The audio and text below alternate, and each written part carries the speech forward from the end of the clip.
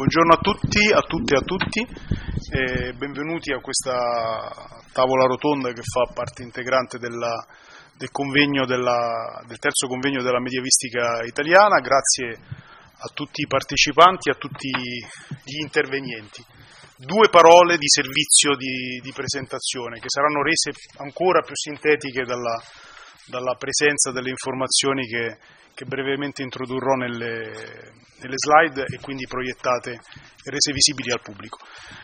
Questa tavola rotonda, che nasce da un'idea di Francesco Senatore, che poi è stata elaborata congiuntamente da lui, da me, dal gruppo di lavoro sulla scuola della SISMED e discussa nel direttivo della nostra società, ha tratto spunto da un vivace dibattito che c'è stato sulla mailing list della nostra società a proposito della didattica della scuola. È stato un dibattito ad ampio raggio, originato dalla istituzione dei corsi abilitanti per l'insegnamento di recente istituzione, già partiti in molte sedi, in molti atenei italiani.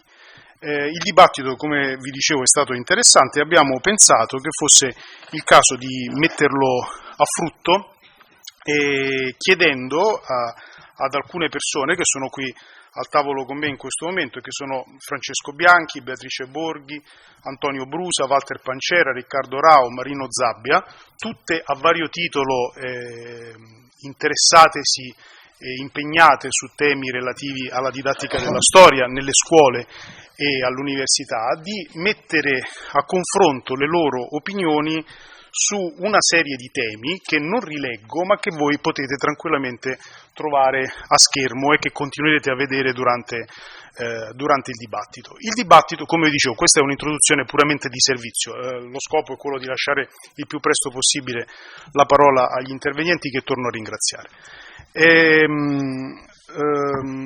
Come è strutturata questa tavola rotonda? Abbiamo fatto un'opera sistematica di terrorismo psicologico nei confronti degli intervenienti, dicendo loro che avranno a disposizione ciascuno 5 minuti di tempo per diffondersi su una delle questioni, su una o più questioni, più sarà difficile visto il tempo ristretto che abbiamo loro sottoposto, in un primo giro di tavolo. Mentre avverrà questo primo giro di tavolo, se ci sono da parte del pubblico delle domande, come avevamo anticipato ieri in assemblea, vi preghiamo di scriverle in maniera più sintetica possibile, indicando il vostro nome e la domanda, non osservazioni, perché non avremo il tempo di gestire un dibattito vero e proprio, a Francesco Senatore, che si trova appunto a latere, diciamo, e che può quindi in questa maniera raccogliere le domande, farne eventuale selezione nel caso fossero numerose, oppure raggrupparle se ci fossero temi e questioni ricorrenti, e sottoporle nel secondo giro di tavolo, che infatti sarà coordinato da lui. A questo punto non mi resta che passare la parola secondo un rigido ordine alfabetico agli intervenienti, quindi il primo a cui cedo la parola è Francesco Bianchi. Prego. Grazie, buongiorno a tutti, grazie a Vittorio Re e Francesco Senatore per avermi invitato. Io mi soffermo sul primo punto, insegnare semplicemente per tratteggiare l'identikit degli insegnanti a cui ci si rivolge quando facciamo didattica della storia. Parto da un dato statistico: al termine dell'anno scolastico 2022-2023 gli insegnanti della scuola secondaria di primo e di secondo grado erano poco più di 5.530.000, di cui il 73% a tempo indeterminato, cioè di ruolo, e il 27% a tempo determinato. Quindi dobbiamo considerare questa alta quota di precariato nella scuola, che credo che nella pubblica amministrazione sia quella più alta in termini percentuali. Questo è il primo dato. Il secondo dato di questo identikit è che solo il 12,5% di questi insegnanti a tempo determinato o indeterminato ha un'età inferiore ai 35 anni, quindi nella maggior parte dei casi è superiore a quella fascia d'età come dato, generazionale. L'altra indicazione è che l'insegnante di storia non esiste, perché l'insegnamento della storia è sempre abbinato ad altre discipline. all'interno delle varie classi di concorso, cioè l'italiano, la geografia e la filosofia, e quindi nella maggior parte dei casi non ci si trova di fronte a insegnanti laureati in storia, ma insegnanti che sono laureati in discipline in genere o filosofiche oppure letterarie o filologiche e che durante il loro percorso di studi hanno dato 2, 3 o al massimo 3 esami di storia all'università, con tutte le eccezioni del caso, e per i quali insegnanti la storia non è stata una prima scelta. Quindi dal punto di vista delle loro priorità e dei loro interessi culturali, la storia non è una prima scelta. Questo come dato di carattere generale. Proprio per questo motivo agli insegnanti di storia, se capiterà di rivolgere loro delle attenzioni di tipo didattico, mi rivolgo ai medievisti, è molto difficile proporre una didattica della storia medievale, perché diventa difficilmente recepibile da parte degli insegnanti con questo profilo. È molto più facile proporre una didattica della storia, cioè non è facile, ma insomma è più opportuno proporre una didattica della storia tout court, che quindi sia trasversale rispetto ai diversi periodi storici, ma che non esclude ovviamente puntualizzazioni specifiche legate alle esigenze in termini sia di fonti, sia di tematiche, sia di chiavi di lettura di periodi specifici. E l'altra puntualizzazione rispetto a questo identikit è che in genere noi siamo molto concentrati sui percorsi dei 30-60 CFU, cioè di quei docenti che sono ancora nella fase di precariato o di chi deve ancora iniziare la propria esperienza di docenza, e meno concentrati invece su quel 73% di ruolo che non necessariamente ha fatto quei percorsi, soprattutto se in età un po' più avanzate sono molto, rispetto ai quali invece le esigenze formative non sono meno rilevanti e forse dovremmo cercare di individuarle non in chiave puntuale, occasionale, come il corso per quanto importante 30 o 60 CFU, ma invece in maniera ciclica e costante. Pienamente nei tempi,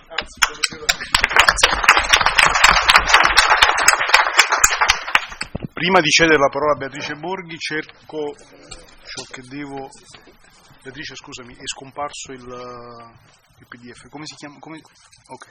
Bene, buongiorno a tutte e a tutti, è davvero un grande piacere essere qui in questa tavola rotonda, essere a Udine.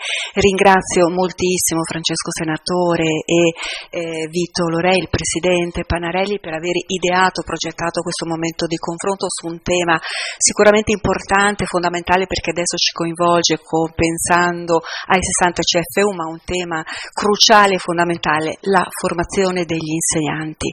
Ed quello che ho cercato di fare in vista proprio di questi 5 minuti terribili dove saremo ripresi se non li rispetteremo, e spero insomma un po' in una clemenza, ho cercato in qualche modo di unire alcune mie riflessioni in questa mappa concettuale, al quale appunto cercherò di illustrare, di proporre alcune delle mie riflessioni. Formazione degli insegnanti, noi stiamo parlando ovviamente di formazione che parte dai corsi di laurea in scienze della formazione primaria, quindi da futuri insegnanti in apertura, che vanno dalla scuola dell'infanzia fino ad arrivare ai nostri studenti universitari, ma attenzione anche alla formazione permanente. Per individuare questo vorrei portarvi 2 esempi. Uno studente che mi dice all'inizio di un corso di laurea in storia medievale, 200 studenti, uno studente che mi dice: ma fra tutte le storie che dovevamo fare, ma perché proprio dobbiamo fare la storia medievale, il primo tema, e potevamo fare, se ci andava bene, la storia contemporanea. Formazione degli insegnanti, mi sono trovata a parlare ovviamente di storia e di didattica della storia con insegnanti di un istituto comprensivo, dunque scuola della primaria e scuola secondaria di primo grado. La partecipazione degli insegnanti della secondaria di primo grado era scarsissima, se non nulla. Questo pone un problema rispetto a tutta la formazione. E dunque le mie riflessioni partono da un aspetto che io reputo fondamentale, ossatura, pregnante, importante della nostra costruzione del sapere storico e della costruzione della conoscenza e dell'educazione storica, che sono le motivazioni. Qui voi trovate alcuni dei temi che io brevemente affronterò disponibile ad un approfondimento, ma credo che non ci sia nulla che possa abbracciare, di cui tenere cura continuamente in qualsiasi aspetto della didattica della storia, siano le motivazioni, cioè dare il valore all'utilità dell'insegnamento della storia e quale valore noi dobbiamo dare e vogliamo dare al valore storico e alla formazione degli insegnanti. A partire, mi permetto di dire, di dare valore alle ricerche nell'ambito della didattica della storia. Ce ne sono tante, ed è quel dialogo continuo tra il mondo dell'accademia e la sperimentazione nel contesto scolastico. Quindi costruire la conoscenza storica, l'importanza delle fonti, l'importanza di una metodologia che non è un luogo fisico, ma una metodologia che si avvale della metodologia laboratoriale, di attivare, interessare, di rendere partecipi, di dare un senso appunto a quel valore della storia. Qui porto un esempio perché se analizzo i manuali di un'editoria importante della secondaria di primo grado troviamo degli ottimi esempi, sicuramente molto scarsi se non addirittura pessimi nel contesto dei sussidiari della scuola primaria. Non è che prendo cestino, ma decostruisco a partire da qualsiasi aspetto che è lì inserito, aprendo che cosa? Finestre e osservatori sul presente e sul territorio. Parto ai temi. I temi, quando affronti 1000 anni di storia, ma giustamente non dovremmo parlare di didattica della storia medievale, toglierei e è didattica della storia, devo affrontare tutti i periodi della storia. Ragiono non tanto per noi che il fondante, ma ragiono nel concetto di esito per la storia, e l'esito della storia che tangibilmente vive nella mia quotidianità sono le eredità di quella storia. Dunque, storia sicuramente legata al territorio, storia legata a un contesto mondiale, perché forse dovremmo riconsiderare le stesse periodizzazioni, dunque i tempi della storia, dunque la possibilità di ridare la complessità della storia, laddove certamente forse oggi stiamo assistendo a una semplificazione dei contenuti stessi. Dunque, quale storia, quale didattica della storia, quali sono le scelte che si devono operare, e propongo, in quanto ovviamente ricerche e pratica le ho adottate, a 5 possibilità di macro temi per quello che concerne, se vogliamo rimanere sul tema della storia medievale, ma vi renderete conto che per la diacronia affronta tutta la storia, sono l'incontro tra il mondo nomade e sedentario, le storie delle migrazioni, siamo esseri pensanti e divenienti, questa è la nostra storia. Ognuno di questi blocchi parte dalla domanda sul presente, le religioni monoteiste, non solo, il commercio, lo scambio, le vie, lo sviluppo delle conoscenze attraverso l'incontro dei popoli, il diritto, da base personale a base territoriale, 25 secondi. Questioni sociali talmente utili, mi sta richiamando Vito. Le domande partono dal presente per dare quel valore alla storia, quindi parto da quel rapporto storia-ambiente, parto da quel rapporto col clima, parto dal concetto della desertificazione, parlo dell'infibulazione, parlo di tutti quegli aspetti che devono suscitare quella motivazione e quell'interesse. L'università si deve porre nella formazione degli insegnanti come raccordo rispetto a tutte le agenzie del territorio, e quanto devo arrotolare quel film della storia del mio passato per arrivare a quei prodromi, e qui l'esito della storia, per rispondere a quelle domande. Patrimonio, un tema a cui sono particolarmente sensibile, che ho trattato precedentemente, 5 secondi lo reputo fondamentale. Quando la storia incontra il presente, genera il suo patrimonio. Il patrimonio è intorno a noi, non è soltanto un'eredità, ma è il rapporto, il vincolo, il legame, il senso di afferenza che io stabilisco, è polisemico, variabile, lo posso discutere, è lì intorno a me. Credo che la didattica del patrimonio sia un punto essenziale per un rinnovamento dell'insegnamento e apprendimento della storia. Vi ringrazio.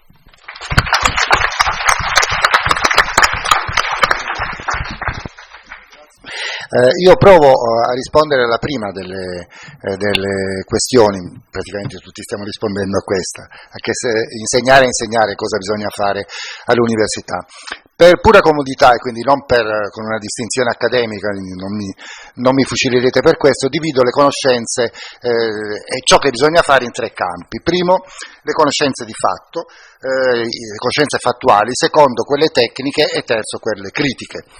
chiedendomi che cosa e chi deve fare queste cose e quando lo deve fare. Ovviamente solo risposte rapide dentro i 5 minuti.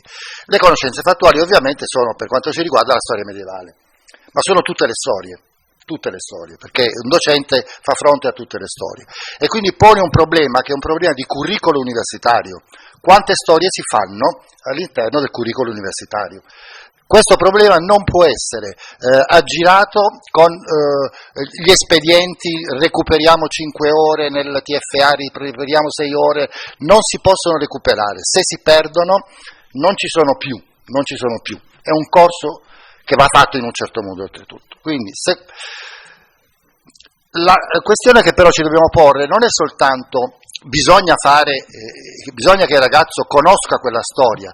In uno dei primi manuali, nel primo manuale che è uscito di didattica della storia, quello di Zannini e Pancera, a questa domanda si rispondeva: quanta storia deve sapere il docente? Tanta, molta di più del manuale. Cioè, bisogna evitare che il docente impari la storia alla fine dal manuale quando va a insegnare.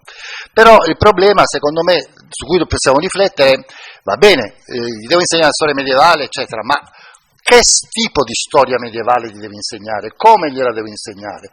Queste sono domande fondamentali, perché spesso noi insegniamo alle università in previsione di una prosecuzione della ricerca, mentre questo studente andrà a insegnare. Io mi devo chiedere: questa storia medievale che gli insegno, una volta che lui va in un professionale dove ha 1 ora alla settimana, 24 ore l'anno di insegnamento, che cosa se ne deve fare, come, quali argomenti, quali nuclei concettuali, come aiutarlo in questa situazione. La storia medievale si insegna in prima media, si insegna all'inizio, è divisa fra il primo e il secondo anno delle superiori, grosso modo l'alto medioevo nel primo anno nel biennio e poi il basso medioevo all'inizio del triennio. Come si fa in questa situazione? Bisogna, secondo me, evitare che il docente pensi che questo è un suo problema che deve risolvere col suo ingegno e debba avere invece nel momento dell'apprendimento un aiuto.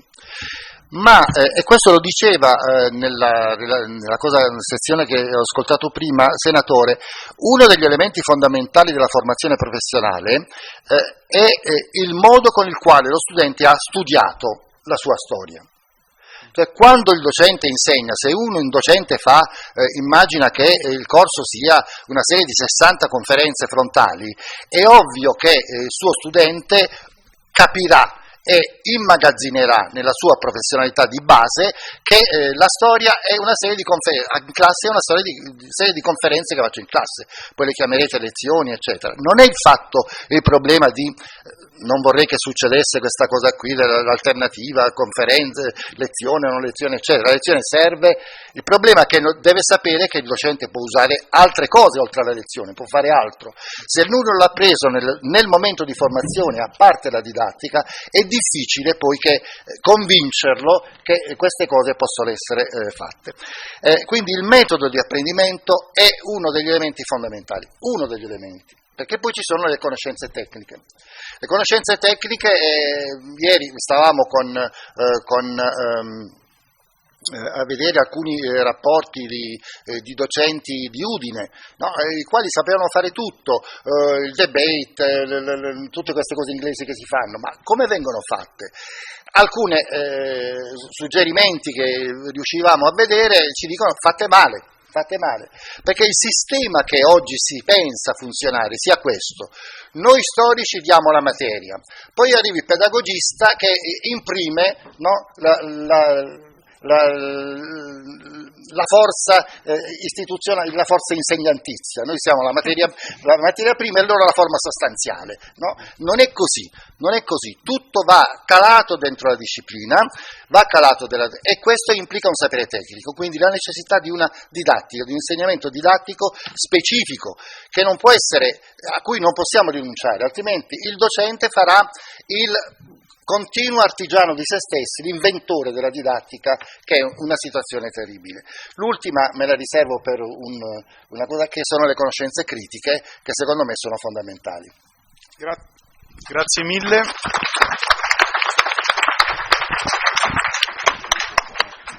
Passo la parola a Walter Pancera. Grazie. Sì, ringrazio anch'io per l'invito, che ho accolto con molto piacere, devo dire. Cerco di rispondere telegraficamente un po' non a tutte, ma a una buona parte delle sollecitazioni che mi sono state date da Vito e da Francesco. Allora, il percorso diciamo integrale, normale di 60 crediti da poco istituito, di cui 16 di questi 60 saranno nella didattica delle discipline, al plurale, non solo la storia, risponde abbastanza bene alla necessità di un percorso formativo per le specifiche esigenze dell'insegnamento. Si tratta di approfondire finalità, obiettivi, metodi e strategie per l'insegnamento della storia. A suo tempo, vorrei ricordare, nel 2016, il coordinamento delle società, di cui faceva parte anche Vito e da me coordinato, aveva approvato e diffuso un syllabus, certo rivedibile e migliorabile, che faceva riferimento allora ai 24 crediti e al previsto FIT triennale, triennio di formazione della Buona Scuola di Renzi. Forse bisognerebbe riprendere questo concetto e riproporre magari un syllabus condiviso, chiaro, per i 60 crediti. Nel contesto di 60 crediti non è possibile recuperare, l'ha già detto anche Antonio, carenze di tipo contenutistico per i futuri docenti. Queste devono essere acquisite al termine dei 3+2, in sostanza. Si potrebbe invece agire, noi l'avevamo già pensato ancora nel luglio del 17, sulle declaratorie delle classi di concorso, il famoso allegato A del Ministero, perché appunto qui paradossalmente ancora oggi si può insegnare tutte, perché poi gli insegnanti spesso insegnano tutte le nostre discipline, dall'antica fino alla contemporanea, senza al limite aver fatto nemmeno un esame di storia contemporanea o di storia medievale. C'è anche un altro problema che segnalo: basta il settore scientifico disciplinare, quindi è un problema anche qui di declaratorie. Immagino che il docente di scuola dovrebbe aver fatto bene un corso di base serio di storia medievale o moderna o contemporanea, con finalità magari anche di trasmissione successiva. Sui contenuti fondamentali di storia medievale non mi esprimo perché non ho titolo per farlo, dico però che da tempo sostengo e osservo che definire 4 o 5 tematiche irrinunciabili da insegnare a scuola per ciascuna delle partizioni, diciamo, tradizionali del nostro mestiere sarebbe molto importante. Bisognerebbe mettersi d'accordo e superare quelle liste omnicomprensive ordinate solo cronologicamente delle attuali indicazioni nazionali e da noi proporre quelli che possono essere i nuclei fondanti dal punto di vista contenutistico, parlo, no? Per quel che riguarda le indicazioni, bisogna uscire definitivamente dalla logica dei cosiddetti programmi scolastici, che peraltro non esistono più dal punto di vista legislativo, ma che qualche nostalgico pseudodidatta vorrebbe forse ripristinare secondo logiche che io non esito a definire autoritarie e rivolte più che altro a un uso pubblico della storia, che non è didattica della storia. Ho detto e scritto, e nessuno mi ha smentito finora, che oggi la parte prescrittiva, se esiste, delle indicazioni nazionali sono le competenze da acquisire da parte degli studenti, che sono poste sempre in primo piano, secondo tra l'altro i dettami della Comunità Europea, e non sto qui a specificare, casomai lo vediamo. Ultimo punto, se ho tempo, sì.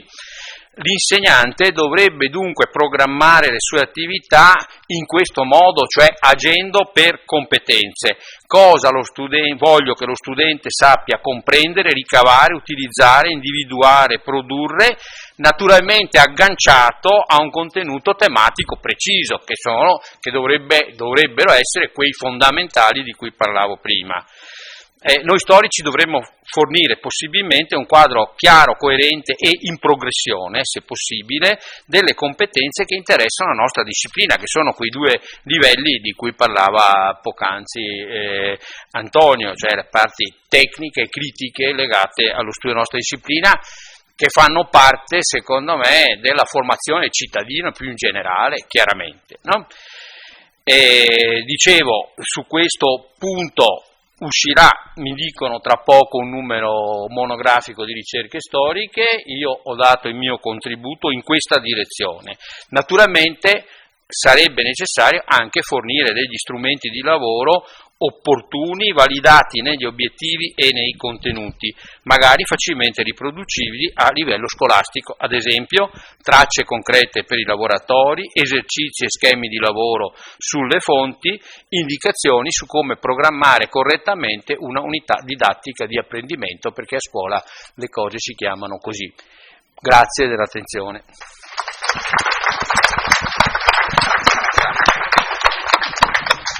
Grazie Walter. Riccardo Rao, prego. Allora, intanto grazie mille per questo invito agli organizzatori della tavola rotonda, perché credo che sia un momento importante, cioè che serve alla nostra disciplina confrontarsi su questo aspetto così cruciale. È già stato detto molto, anch'io cerco di provo a rispondere molto sinteticamente a tutte le 4 domande, a partire dalla prima, in cui forse anche un po' provocatoriamente mi verrebbe da dire: io non sono sicuro di essere in grado di fare 30 ore di un corso di didattica della storia. Certo, mi rendo conto che ormai c'è un'attenzione sui temi della didattica della storia che fortunatamente ha fatto sì che siano anche condivisi tra di noi una serie di aspetti. È uscito di recente un volume sulla didattica della storia di Beatrice Del Bo, dove i temi del laboratorio, della classe capovolta, tanti degli aspetti che in qualche modo su cui riflette la didattica della storia sono ripresi. Però io credo soprattutto di essere in grado di affrontare una didattica della storia medievale in qualche modo, e che credo abbia una sua specificità che si esplicita innanzitutto nel rapporto con le fonti. Esiste un'epistemologia delle fonti che è propria del Medioevo, e credo che in qualche modo anche da questo occorra ripartire, cioè i sistemi didattici non possono a mio avviso essere applicati prescindendo del tutto da quella che è la specificità dei contesti e della struttura delle fonti, cioè come affrontare il Capitolare De Villis, per dire uno dei testi che poi in qualche modo è classico, prescindendo del tutto in qualche modo da una serie di conoscenze che non sono semplicemente conoscenze contenutistiche, ma che sono anche conoscenze di metodo che riguardano la consapevolezza rispetto alla struttura delle fonti altomedievali, i contesti di produzione, le tematiche praticate dalla medievistica. Ecco. E questo è già stato rilevato da chi mi ha preceduto. C'è davvero uno scollamento, non so quale sia la soluzione perfetta, ma è evidente che c'è uno scollamento tra quelli che sono i contenuti, la formazione degli insegnanti sui contenuti e quello che è poi il passaggio successivo di acquisizione degli strumenti didattici. Io posso dire di avere fatto, da quando è partita la SISIS, di aver insegnato un po' in tutti i pacchetti che sono stati creati a livello ministeriale, e di insegnare da diversi anni a un corso di scienze della formazione primaria, un corso di fatto di didattica della storia medievale, dove mi sono trovato di fronte degli studenti estremamente preparati, estremamente anche consapevoli, se vogliamo, degli strumenti didattici, che poi al momento della costruzione dell'unità di apprendimento hanno proposto delle unità di apprendimento che erano viziate, senza che loro se ne rendessero conto, da approcci nazionalistici, confessionali, discriminatori, perché non conoscevano i contenuti e non li sapevano mettere in relazione con gli strumenti didattici. Ecco, quindi il secondo punto, qual è lo spazio del Medioevo? A me sembra che lo spazio del Medioevo a scuola non ci sia, è già stato detto da chi mi ha preceduto, però vorrei insistere su un aspetto. Il Medioevo è uscito dimezzato, no? È uscito dimezzato, soprattutto evidentemente nell'insegnamento delle scuole superiori, legato all'età antica nel secondo anno delle superiori e poi all'età moderna. Però questo è proprio, come dire, un punto importante su cui dovremmo riflettere, perché indebolisce davvero anche la nostra la nostra capacità in qualche modo di pensare in maniera organica questo periodo, anche nelle sue specificità. Non è una tendenza solo della didattica. I nuovi pannelli ERC non parlano più di medieval history, parlano di ancient and medieval history. In Francia è già così da tempo. Chiaramente c'è una riflessione profonda su quelli che sono sì, ma ci arriviamo, 30 secondi, no? Ecco, va bene, ma vado insomma molto, molto veloce. Questo però per dire che qual è il posto del Medioevo a scuola? Secondo me è soprattutto un contenitore cronologico e malgrado i programmi siano aboliti, si continua a pensarlo innanzitutto in maniera quantitativa. Quindi syllabus necessario, elenco soltanto i 5 temi che io ho inteso in una maniera, ho dato alla parola tema un significato molto, molto generale. Cioè penso che i temi siano l'uso delle fonti in classe, secondo me non esiste didattica della storia senza le fonti. La riflessione sulle cronologie, cioè bisogna riflettere secondo me su pochi grandi snodi cronologici e questa è una specificità della didattica della storia. L'aggiornamento storiografico sui contenuti che per me passa non come dire a livello eccessivamente ambizioso dalla grande storiografia, ma per esempio dalla riflessione sugli stereotipi, così come ce l'ha proposta Giuseppe Sergi, o dallo studio del falso, per dire un altro dei temi che è stato evocato recentemente. Quarto aspetto, le tematizzazioni, anche questo è già stato detto, dobbiamo seguire delle tematizzazioni che ci sono sempre più offerte, no? dall'aggiornamento degli studi, che non sono più soltanto legate a quello che è il cosiddetto profilo, cioè l'approccio politico-istituzionale, ma che ormai si ampliano a tanti modi differenti di fare della storia, dall'ambiente, l'archeologia, la storia delle donne, eccetera. E infine, quinto punto, e qui chiudo, è già stato anche questo evocato, la dimensione civile della storia senza alcuna presentizzazione, mi viene da dire, però vale l'adagio di Croce che la storia è sempre contemporanea e la griglia delle domande che dobbiamo porre è naturalmente attinta dal presente. Grazie. Grazie Riccardo. Marino Zabbia, prego. Io sapevo ben di parlare da ultimo e devo dire che siete stati bravissimi, quasi quasi non mi preparavo, dice tanto finisce. E allora, mi piacerebbe soffermarmi brevemente sul terzo punto. Ora, quando ho cominciato così a insegnare didattica della storia, ho cercato qualche lettura che mi fosse utile, no?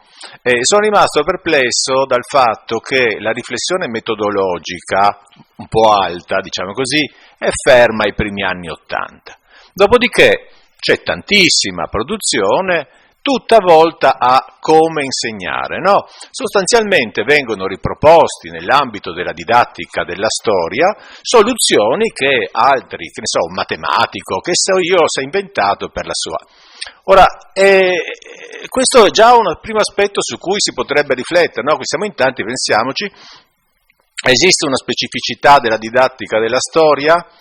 A oggi no, secondo me, ve lo dico francamente, ho 5 minuti, non posso far troppo il signore. E invece vorrei che ci soffermassimo molto di più su un aspetto, piuttosto che come insegnare, su cosa insegnare. Questo secondo me è veramente importante. Cioè quei famosi argomenti, cosa dire, cosa non dire, il programma che tutti abbiamo fatto corsi di aggiornamento per insegnanti e tutti ci siamo sentiti dire come faccio, dove sei con il programma quando insegnavo a scuola. Siamo stufi di questo, dobbiamo renderci conto che questa è una via che non si può percorrere, no? Dobbiamo individuare alcuni grandi temi. Per individuare i grandi temi però abbiamo bisogno di una grossa riflessione ideologica, secondo me proprio ideologica, d'accordo? Cioè decidiamo in base a dei principi che queste sono cose importanti e che queste non sono cose importanti. Ai tempi del fascismo la facevano facile, zacchete, e via. Adesso no, adesso è più complesso, il mondo è più complesso, grazie a Dio, insomma, noi almeno per ora non siamo in una dittatura, quindi dobbiamo riflettere un po' di più, abbiamo un percorso un po' più complesso, però dobbiamo per forza, io credo, soffermarsi molto su come insegnare, su quali argomenti insegnare, scusatemi, su cosa insegnare. All'università, quando facciamo questi corsi generali, no? Il manuale, anche lì uguale, il manuale famigerato, dove devi fare il corso da 6 crediti, questo è una gabbietta stretta orrenda, e lo stesso, no? A scuola. Scegli alcune cose, sai che altre non le faranno. Questo è un grosso problema per tutti noi che insegniamo storia, perché dice fai il discorso per competenze, e come no, questo lo fa il matematico il discorso per competenze. Una volta che sai come si fa un'equazione, ne fai 100.000, ma se non sai i contenuti, come fai a riflettere sulla storia? D'accordo? Vogliamo sapere chi era Hitler? Oppure ci leggiamo una fonte e siccome ci hanno insegnato come si fa la tabella, facciamo la tabella con le domande e le fonti giuste? Capisci che non funziona con la storia questo tipo di discorsi, no? Io credo. E allora selezioniamo degli argomenti, decidiamo che questi sono gli argomenti importanti in base a quelli che sono i nostri convincimenti. Questo è detto veramente in 5 minuti. La partizione della cronologia a livello scolastico, secondo me, da un certo punto di vista è stata persino una fortuna per noi medievisti, d'accordo? È vero, il Medioevo non è più quel bel Medioevo che si faceva in terza liceo, io ho fatto il liceo scientifico ai tempi, in terza si faceva il Medioevo. Adesso invece devi per forza, no? Arrivi al 1000 al biennio e poi arrivi al 600 inoltrato nel primo anno del triennio. Ma è buono dal nostro punto di vista, se vogliamo fare le cose un po' per bene. A che serve la storia? Facciamo vedere ai ragazzi che le cose cambiano, e quindi se il professore è bravo e organizza bene le sue lezioni, farà vedere che a un certo punto l'impero romano finisce, c'è un grande caos, d'accordo? E poi una ricomposizione, no? Che poi di nuovo, eccetera, insomma la storia medievale la sapete tutti. Quindi è buono questo, va bene, funziona. Lo stesso funziona quando facciamo in terza o in prima ginnasio, se ancora esiste, in prima liceo classico, scusatemi, se ancora esiste, la storia medievale che finisce nella storia moderna. È buono, d'accordo? Perché noi prendiamo dei fenomeni che li vediamo prendere forma nel 300 e poi però sappiamo che li vedremo sviluppati nel 500 e li possiamo proporre in maniera efficace agli studenti, d'accordo? È ovvio che voi mi direte, il professore del biennio è laureato in lettere, se non addirittura in filologia classica e la storia medievale non la sa, il professore del triennio è laureato in filosofia e la storia medievale non la sa assolutamente. Ok, poi io gli faccio i corsi a questi, però evidentemente non studiano abbastanza. Ho finito? No. Ok, ma sempre a 30 secondi arriviamo, cioè questa è una malattia. Allora, rendiamoci conto, no, di questo aspetto che secondo me è importante. Allora, cosa dobbiamo insegnare? Io direi così, insistiamo sul fatto, insegniamo a questi ragazzi che le cose cambiano, no? I ragazzi sono dei terribili tradizionalisti. Avete mai insegnato alle medie? Sposta un armadio, l'armadio è sempre stato qua, d'accordo? No, tutti quelli che sono entrati in una classe lo sanno. E noi invece gli facciamo vedere che le cose cambiano, ok? Qui sta arrivando pieno di neri, e capirai che novità. Quante di queste cose sono successe, d'accordo? Non è una cosa nuova, non dovete aver paura, questo ai ragazzini, voi potete aver paura, ma e poi quando sei in terza gli fai vedere bene per esempio la storia di genere, d'accordo? Che funziona benissimo se la fai in un ambito cronologico XIV-XVI secolo, gli fai vedere la storia globale, ti trovi di fronte a una classe con dei ragazzi che vengono da chissà dove e dicono perché invece di raccontarmi la storia degli Aztechi mi racconti la storia di Carlo Magno, no? E allora tu gli dirai, senti, studia Carlo Magno che ti fa bene, però poi gli farai vedere bene come l'Occidente può aprirsi verso orizzonti più ampi, nel 200 l'Europa si apre molto, oppure si chiude di nuovo, nel 300 questi orizzonti si chiudono, oppure si apre ancora una volta in grande stile, no? Nel XVI secolo. E poi se vuoi divertirti un po', gli racconti a questi ragazzi che quando Cristoforo Colombo è tornato dall'America, lui è il secondo viaggio sapeva che era in America, cosa fa? Va a vedersi nei vecchi libri di storia un po' di informazioni su questo mondo nuovo che ha scoperto, d'accordo? Questo possiamo fare, secondo me possiamo fare abbastanza bene, ho finito.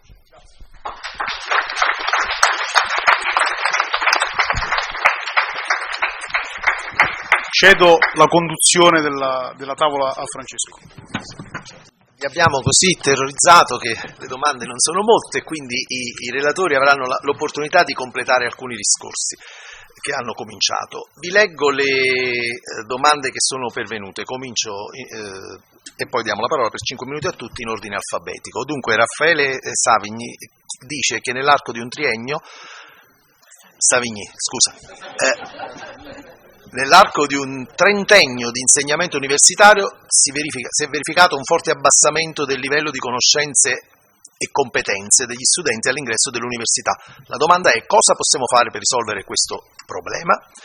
Cosa non ha funzionato nelle scuole secondarie? Seconda domanda si riferisce a un testo di alto livello che ha scritto con un collega e non ha avuto successo, quindi la domanda è: con quali criteri i docenti delle scuole secondarie scelgono i manuali? Poi Lorenzo Tanzini: la lodevole pratica del partire dal presente per accompagnare gli studenti alla storia non comporta forse il rischio di accentuare il presentismo del nostro tempo, l'illusione che nei secoli passati i problemi siano gli stessi del presente, privando così l'insegnamento della missione di mostrare la diversità anche radicale?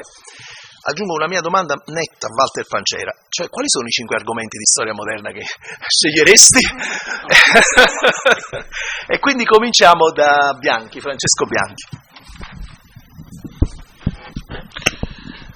Allora, sono già dimenticato le domande, parto dal manuale perché quella me la ricordo come si sceglie i manuali. Scelta del manuale, calo di competenze, presentismo. Allora, il calo di competenze è generale in tutte le discipline, non è un problema della storia, è un problema che riguarda le modalità di insegnamento e secondo me anche il fatto che la scuola italiana ha rinunciato a formare i futuri ceti dirigenti di questo paese, fondamentalmente.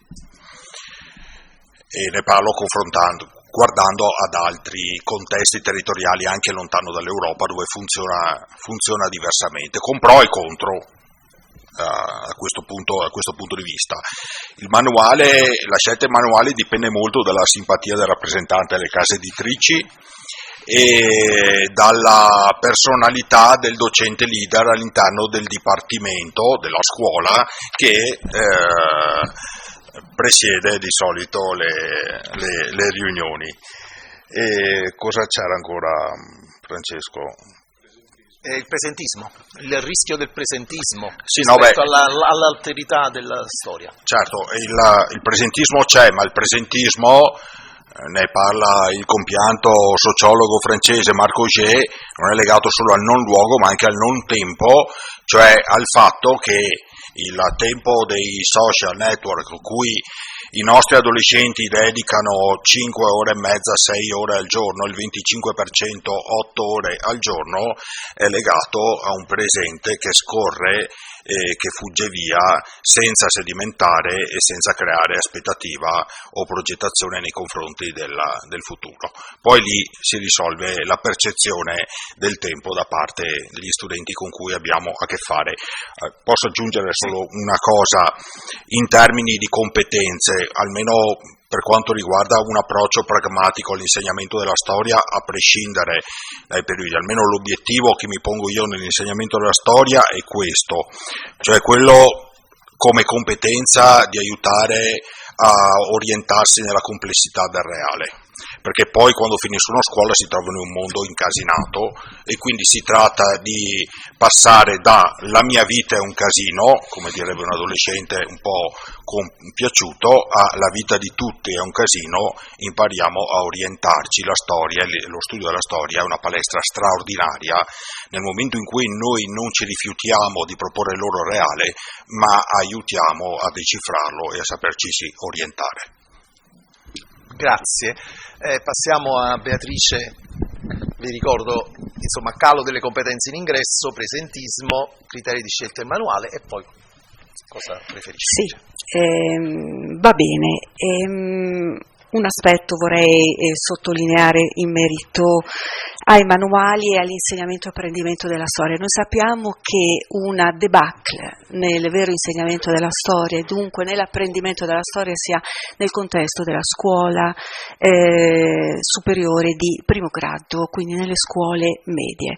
Quella continuità tanto auspicata nella verticalità tra la scuola primaria e la scuola medie spesso non succede, a partire anche dal semplice fatto che l'insegnante di scuole medie, quando inizia il suo corso, riprende gli ultimi concetti che l'insegnante della scuola primaria ha attuato nel quinto anno, come se non si fidasse esattamente di quei contenuti esplicitati a proposito della caduta dell'impero romano d'Occidente. Quindi si rifà sostanzialmente quella parte per avere un ingresso nel Medioevo. Allora, se lì c'è una debacle tale per cui casomai nel corso d'opera arrivi all'università che la maggior parte degli studenti casomai non dà un senso, comunque propone quelle domande che vi ho sottoposto, vuol dire che c'è un problema a monte sulla formazione degli insegnanti. Noi sappiamo molto bene che la formazione degli insegnanti per tutto quello che concerne quei gradi scolastici non c'è assolutamente, e quindi è su questo che noi dobbiamo lavorare, considerando però, mi permetto di dire questo con profonda convinzione, la didattica della storia non ha un riconoscimento disciplinare, questo lo sappiamo, ma è una disciplina che ha un suo ben costrutto epistemologico, si basa attraverso ricerche di elementi fondanti, caratterizzanti, che la definiscono in quanto disciplina. Non farei appunto la distinzione didattica della storia per qualsiasi periodo, perché come ricordavo sono le eredità che vivono il presente, non penso al presentismo, tutt'altro, non è che la domanda certo parte dal presente, ma io non do quella risposta a partire dalla mia costruzione mentale del presente, ma mi avvalgo di quel materiale che è la storia per cercare di avvicinarmi a dare un senso ed a incorniciare il problema che mi si presenta nel tempo presente. La formazione del cittadino implica necessariamente il passaggio tra la conoscenza nel quale inserisco quel tema, dunque quella domanda, e lo sviluppo formativo che mi porta a essere un cittadino attivo, consapevole, ovvero agire politicamente è una questione politica in questo senso, agisco politicamente nella quotidianità, ne assumo in quel contesto, in quella domanda, l'assunzione di responsabilità, non posso essere responsabile della complessità del mio tempo presente se non la conosco, a partire appunto da quei contenuti disciplinari. La didattica della storia è una disciplina e non basta scrivere un libro di didattica della storia prendendo una parte di pedagogia e aggiungendo pochi scarsi contenuti di didattica della storia. La didattica della storia è frutto e qui ci sono maestri seduti a questo tavolo e alcuni mancano, che hanno costruito i fondamenti della didattica della storia. E ecco, io penso che l'aspetto fondamentale sia continuare a lavorare, forse evitando casomai di assumere e di pensare che ci possono essere dei rappresentanti unici della didattica della storia. Io non credo questo, ma credo invece nella costruzione dei metodi. Certo, la didattica della storia sono metodologie e strumenti per un insegnamento attivo, interessato e motivato della storia. È l'ossatura, i contenuti li vado a costruire rispetto a quella domanda. Ho fatto una proposta rispetto a quei 5 contenuti di storia medievale, però vi ricordo che non è che la storia medievale inizia nel contesto della scuola secondaria di primo grado. Io sono fermamente convinta che tutta la storia, fino ad arrivare alla contemporaneità, deve essere fatta fin dalla scuola primaria. La legge Moratti, come sapete, ha dato un taglio netto, pensate solo anche a tutte le attività che erano collegate, alle attività museali, collegate fortemente a quei periodi della storia. È vero, Francesco, mi scuso, è così, sono presa, devo finire? Sì, va bene, finisco. Voglio solo dire che la scelta del manuale, come avviene nei collegi, si sceglie spesso dal nome dell'autore, il più delle volte, si va ad alzata di mano, spesso non si apre nemmeno quel manuale e si va a vedere come sono stati costruiti quei contenuti, come sono stati scelti. Antonio Brusa. Grazie. Allora, abbassamento delle conoscenze, con quali criteri si scelgono i manuali? Partire dal presente. Noi possiamo dare due tipi di risposta a queste domande, o basandoci sulla nostra esperienza, io ho fatto così, ho visto il collega che fa così, oppure vedendo c'è qualcuno che ha fatto questi studi e che mi può dare una mano nella comprensione di questa cosa. Qui c'è la didattica della storia, l'esigenza della didattica della storia. Se i docenti, universitari e no, devono affrontare questi problemi basandosi sulla loro esperienza o sui discorsi che possiamo fare adesso in una tavola rotonda, o seppure dicono esiste una disciplina scientifica che li studia e sulla quale possiamo fare riferimento. Certo non ci darà delle leggi, ma è un riferimento con il quale noi possiamo avere rapporto diverso e forse più alto di quello che io ho con i miei colleghi, eccetera. Si cresce sulle spalle dei giganti e tutte le discipline ci permettono questo. La didattica della storia, come tutte le discipline, relative alle materie, e quindi non come la pedagogia, nasce più o meno negli anni '80, è recente in tutto il mondo. In tutto il mondo si è istituzionalizzata, in Italia no. Ma questo non vuol dire che non esiste, rispondendo e applicando questo alle domande che avete fatto, io potrei dire, abbassamento delle conoscenze, sentiamo un po' che cosa tutti quanti a dire, ma non sanno più niente, non entro più niente, cioè, un attimo. Didattica della storia, andiamo a vedere i programmi, andiamo a vedere cosa è successo. Se una persona nel 2008 toglie al curricolo di storia che fanno tutti i ragazzi italiani 4 anni di studio, perché sono 4 anni di ore che vengono tolte all'insegnamento della storia dalla Gelmini, pensate, i tagli nelle elementari, 100 ore di meno nelle medie e poi non so quante nelle superiori, non parliamo delle professionali, è chiaro che tu avrai un output inferiore, questo è indubbio. Però se noi pensiamo invece a un'altra cosa, ma non sanno leggere, cioè non è una cosa tipica della storia, eccetera, allora andiamo a vedere gli studiosi che cosa ci dicono. E tutti gli studiosi ci dicono no, è un'impressione. È la didattica percepita, ma non la didattica reale. I ragazzi sono più o meno come negli anni '80, se andate a prendere le lamentele degli anni '80 non sanno leggere, non sanno scrivere, non sanno fare, eccetera. Se andiamo a prendere i documenti, e storici dovremmo farlo, vediamo che ci sono delle oscillazioni, ci sono delle cose. Forse negli ultimi anni abbiamo effettivamente l'effetto del Covid, e per la storia ho già detto, e questo è il contributo che dà una disciplina. Con quali criteri si scelgono i manuali? Anche qui noi abbiamo un contributo che ti può dare la disciplina, vediamo la storia del manuale e vediamo come i docenti si sono rapportati sul manuale, ce le abbiamo queste cose, e abbiamo una differenza fondamentale fra il generale degli anni '80, che era un mood generale di progresso, andiamo avanti, eccetera, che spinge le case editrici a fare dei manuali nuovi. Alcuni li ricordiamo, il materiale dell'immaginario, operazione storica, collane di libri, eccetera, supporti.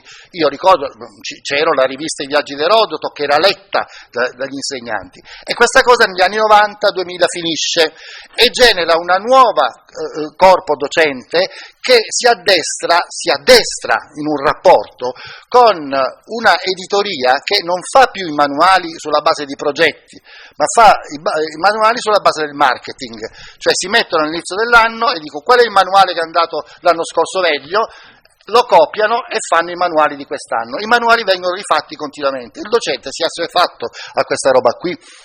Oggi la scelta è questa cosa qui, rompere questo circuito è veramente difficile, secondo me l'università ha forti possibilità di romperlo, di protestare contro questa cosa e di dire facciamo manuali come si deve. Partire dal presente, anche qui noi abbiamo una interpretazione di didattica comune, di senso comune della didattica, vorrei dire, riprendendo una vecchia cosa di Grandi, di senso comune storico. Vuol dire allora non devo dire le cose che sono di oggi, eccetera. No, è una cosa profondamente storica a partire dal presente, sono le domande Esempio, se io spiego e trovo sul manuale i regni romano-barbari, romano-germanici descritti come si faceva quando io ho studiato nel 60, e troverò Childerico, eccetera, tutta questa roba che noia pazzesca. Ma se invece li trovo descritti come oggi li vede lo storico, cioè con le domande che oggi fa lo storico, che sono dei regni interetnici, in cui si pone il problema della nascita di un popolo, della costruzione dell'identità collettive, eccetera.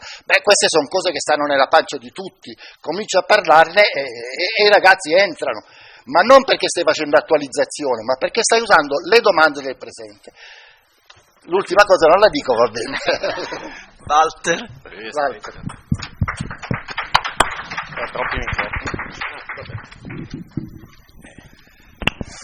Vorrei prima rispondere alla provocazione dell'amico Francesco, così vediamo se però dico la mia opinione, perché il problema vero è una scelta di temi fondamentali e della riduzione, potremmo dire, dei contenuti richiesti, è un problema grosso che necessita di una condivisione ampia, direi, addirittura trasversale rispetto a tutte le nostre società, secondo me. Quindi io sono contrario a queste divisioni che possono avere un senso come divisioni chiaramente tecniche. Io non sono in grado di leggere fonti e documenti di storia alto medievale e magari qualcuno di voi non saprebbe rapportarsi bene a una fonte settecentesca, quindi voglio dire, su questo è un tema però che riguarda le nostre discipline, ma appunto nell'insegnamento a scuola della storia tutto questo scompare in sostanza, perché il docente di storia a scuola deve essere un tuttologo da questo punto di vista,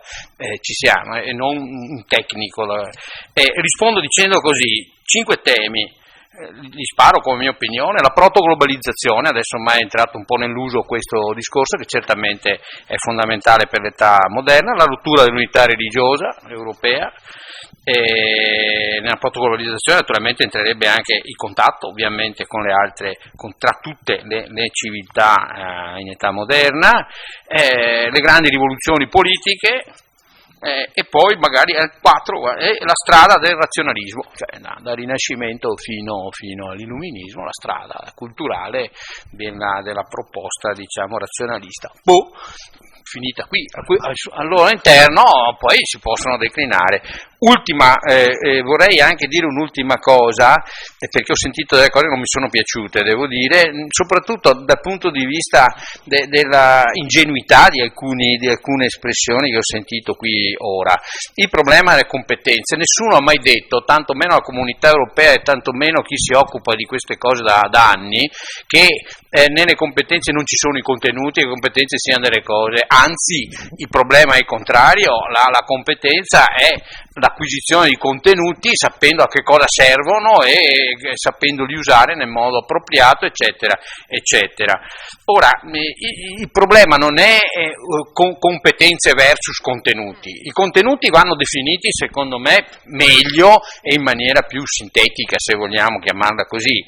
Le competenze vuol dire, vi faccio un esempio, che occorre da parte nostra un grosso sforzo per storia, non competenze in generale, quello che può riguardare la nostra disciplina, definirle bene e poi declinarle a seconda degli livelli, possiamo dire, dei gradi e degli ordini di scuola, in sostanza. Questo è secondo me il problema. Vi faccio un esempio chiaro. Secondo me una competenza che sposa le competenze europee in termini personali, sociali e capacità di imparare a imparare, e uno delle nostre capisaldi, le fonti primarie, è ricavare e produrre informazioni pertinenti da fonti di diversa natura. È una competenza che la storia può formare, certo, credo che tutti qui saremmo d'accordo. Il problema è semplicemente che poi questa competenza andrà sviluppata nei contenuti di storia antica, medievale, moderna e tutto quello che vogliamo. Questa competenza però andrebbe declinata, perché l'insegnante vuole sapere a quale livello posso richiedere questa competenza in quinta elementare, in terza media, alla fine dell'obbligo, alla fine al momento della maturità, no? Questo è un problema, naturalmente noi dovremmo impegnarci a declinare queste cose, a dire guardate che i nostri studenti arrivati lì dovrebbero possedere quel minimo di capacità di lettura, per esempio, delle fonti, ricavare informazioni e cose di questo tipo, anche comprendere e analizzare criticamente i testi storiografici, per esempio, altra competenza importante che ha a che vedere con le fonti secondarie. Qualcuno si è inventato adesso le fonti terziarie a proposito del libro della Pearson, no? E mi fermo qua, dopo casomai ve lo spiego se vi interessa, che è davvero... basta, chiudo. Passiamo a Riccardo. Grazie. Sulle domande, insomma, è già stato detto ampiamente. Mi soffermo solo sul tema dei manuali che mi sembra interessante, cioè chiaramente è già stato evocato il fatto che c'è un'industria editoriale in qualche modo che tratta come un prodotto commerciale il manuale. Nella mia esperienza di scrittura dei manuali, l'editor molto bravo, insomma, che seguì il processo di scrittura del manuale mi disse: io voglio fare un manuale d'autore, insomma, che sia originale, ma non voglio fare un manuale di nicchia. E in questo discrimine in qualche modo c'è la consapevolezza che il processo di scelta dei manuali dipende chiaramente dagli insegnanti, che sono nel loro blocco, potremmo dire, relativamente conservatori nelle scelte, anche perché sono abituati in qualche modo a trovarsi, ad avere, insomma, un filo che seguono. E però appunto io concordo molto con quanto ha detto Brusa sul fatto che noi abbiamo un ruolo importantissimo, cioè quello che noi possiamo fare da questo punto di vista, proprio nei percorsi di aggiornamento degli insegnanti o in quello che produciamo anche, pensiamo appunto ancora a quanto il libro sull'idea di Medioevo di Sergi in qualche modo ha avuto un effetto magari non diretto, non immediatamente misurabile, ma ha avuto un effetto importante sugli insegnanti e poi anche sulle case editrici. Osservazione più generale, insomma. Come dire, mi sembra che ci siano anche da questa tavola rotonda diversi aspetti che mi sembrano condivisi. Il primo è il fatto che c'è un problema formativo importante, insomma, non so di nuovo quale sia la risposta, ma il problema relativo alla formazione delle conoscenze in ambito storico e medievistico in particolare mi sembra enorme, e mi sembra che tutti siamo d'accordo, così come mi sembra che ci sia una certa condivisione rispetto al fatto che occorre passare dalla totalità alla selezione, insomma, che dobbiamo avere una selezione sempre più tematizzata, mi viene a dire, degli argomenti, così come anche del fatto che c'è un valore della storia che passa, come dire, innanzitutto nello sviluppo di un approccio critico dei futuri cittadini, che a sua volta si realizza, io credo, proprio nella relazione con la fonte. Ci sono poi chiaramente degli elementi, però anche di dissonanza, che in qualche modo mi è sembrato di cogliere, relativi al Medioevo, naturalmente, cioè proprio Medioevo dimezzato, no, questo è un bene. Io continuo a pensare che sia un male anche semplicemente perché gli insegnanti sono diversi tra il biennio e il triennio, quindi, come dire, condivido molto il discorso di Marino, se vogliamo, sugli orizzonti e sulle potenzialità che potrebbero esserci, ma all'atto pratico poi la sensazione che rimanga soprattutto l'annullamento del Medioevo. E poi naturalmente non voglio entrare troppo sul tema didattica della storia o didattica della storia medievale, perché capisco molto bene anche, cioè, molti dei punti che sono stati espressi contro l'utilizzo di un'espressione didattica della storia medievale, però ribadisco, Pancera diceva, poi si tratta semplicemente di declinare. Ecco, quel semplicemente non so se sono d'accordo, cioè mi sembra che sia comunque davvero complesso arrivare poi alla declinazione di una didattica calata sulla specificità delle singole fonti, rispetto al quale l'insegnante scolastico non è un tecnico, non deve esserlo certamente, cioè credo che sia giusto ricordare questo, però dobbiamo dargli gli strumenti perché sappia affrontare in questo caso una fonte storica medievale, ecco, questo sì. Grazie, passiamo di nuovo a Marino e con cui chiudiamo. Grazie. Rispondo anch'io super velocemente alle domande. Per quel che riguarda il calo di competenze, sottoscriverei in pieno quel che ha detto Antonio Brusa. La mia esperienza e anche qualche lettura e anche un po' di riflessione, secondo me, come hai detto, è esattamente così che stanno le cose, cioè è una nostra percezione, va bene, voi potete andare a leggere i saggi di didattica degli anni '80, c'è scritto la stessa cosa, ogni tanto trovi qualcuno che dice no, per i ragazzi no. In realtà di fatto insomma è una nostra percezione. Per quel che riguarda la scelta del manuale vorrei essere un pochettino più indulgente con gli insegnanti, che non scelgono così in base a quanto è carino il rappresentante, in realtà quello che fanno però molto spesso è avere un approccio conservatore. Abbiamo questo libro, no? Sappiamo che è fatto così, ci dà una certa sicurezza e utilizziamo questo libro, no? Sostanzialmente questo è quel che ho, la mia impressione.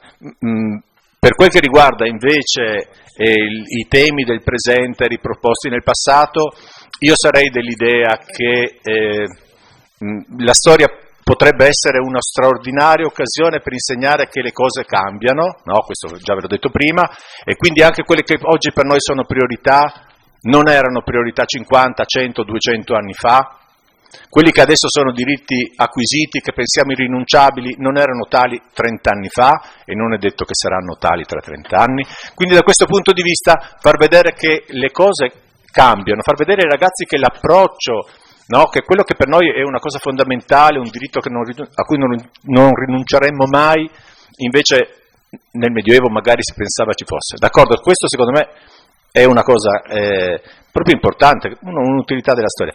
Per quanto riguarda invece un po' più in generale quel discorso su competenze e contenuti che tanto ha irritato l'amico, insomma, mai l'ho visto, però cosa volevo dire? Guarda che io ho detto le stesse cose che tu mi rimproveri, cioè forse sono stato troppo sintetico, 5 minuti sono. Il discorso tra contenuti e metodi di trasmissione, no? Competenze, conoscenze e così via, è più complesso di come si può riassumere in 5 minuti. Quello che però non mi piace, d'accordo, non mi piace, voglio essere chiaro, perché sai, qualche volta uno cerca di essere un po' diplomatico, io mai, ma e poi non ci si capisce, no? Quello che non mi piace è una semplice riproposizione di discorsi maturati in altro ambiente nel nostro, cosa che purtroppo succede, d'accordo? E questo significa rinunciare a una specificità della storia come disciplina. Ecco, allora questo è quello che secondo me non dobbiamo fare, no? È questo che non dobbiamo fare. E purtroppo devo dire che molto spesso invece la tentazione di farlo è forte, no? Noi proponiamo unità di apprendimento, io faccio delle lezioni agli studenti, gli spiego come si fa l'unità di apprendimento e mi leggo il manuale di Castoldi sull'unità di apprendimento, pedagogista che insegna a Torino, no? Che ha scritto un libro per Carocci, così, zacchete. Ecco, questa è una cosa che facciamo. Non mi piace tanto, va bene, mi piacerebbe fare qualche cosa in cui è più forte la specificità della nostra disciplina. Va bene? Noi, per esempio, a me il laboratorio non piace, d'accordo? Adesso lo so che butto lì una cosa prima di pranzo su cui invece si potrebbe discutere all'infinito. Non mi piace. Il laboratorio è un tipo di didattica che si sono inventati negli anni 70, 80, molto stimolante rispetto al panorama degli anni 70 e 80, però adesso siamo nel 2024, ragazzi miei, sono passati 50 anni, è possibile che dopo 50 anni siamo ancora lì? In realtà nessun insegnante fa il laboratorio, veramente, d'accordo? Avete tutti lavorato, noi almeno lavoriamo nelle scuole, facciamo aggiornamento, eccetera, eccetera, non lo fa nessuno, ok? Non lo fa nessuno, al massimo fanno la ricerchina, quando ero ragazzo io intervistavo il nonno partigiano, se eri fortunato, se no il nonno camicia-nera, ma quelli più o meno non ci sono più, si fanno altri tipi di ricerchine. Il professore, no finisco subito, il professore fa una mediazione, quello che noi dobbiamo fare secondo me è fornire strumenti didattici in cui si propongono i risultati recenti, va bene? Siamo ancora fermi alla didattica più aggiornata e quella che pensa alle annali, capite? Questo è il nostro problema, secondo me. Così ti lascio un'idea per la prossima tavola rotonda. Va bene, comunque ringrazio molto tutti i relatori che sono stati appassionati nei loro interventi, ringrazio voi che con molta pazienza e interesse avete ascoltato e vabbè, mi avete sentito lo stesso, una voce alta, e comunque grazie a tutti e buon appetito, alla prossima.